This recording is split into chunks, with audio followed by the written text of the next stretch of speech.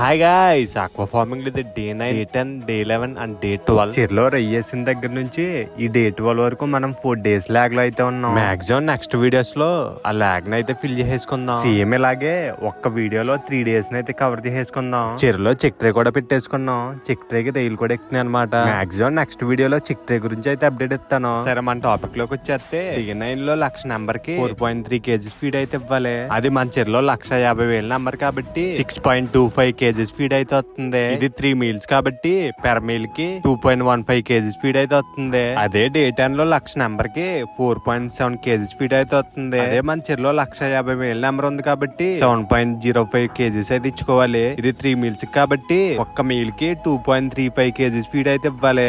Day 10 లో 1,00,000 number కి 5.2 kgs feed అయితే ఇవ్వాలి. అదే మన చెరువుకి అయితే 7.2 kgs ఫీడ్ అయితే ఇవ్వాలి. సింగిల్ మీల్ కి 2.6 kgs ఫీడ్ అయితే ఇచ్చుకోవాలి. డే 12 లో 1,00,000 నెంబర్ కి 5.7 kgs ఫీడ్ అయితే ఇవ్వాలి. మనకి ఇంకో 50,000 నెంబర్ ఎక్స్ట్రా కాబట్టి 8.55 kgs ఫీడ్ అయితే ఇచ్చుకోవాలి. అదే 3 meals కి అయితే సింగిల్ మీల్ కి 2.85 kgs అయితే ఫీడ్ ఇచ్చుకోవాలి. అలా సక్సెస్ఫుల్ గా day 9, day 10, day 11 and day 12 అయితే కంప్లీట్ చేసుకున్నాను. డే 13 వీడియోతో అయితే మళ్ళీ కలుద్దాం.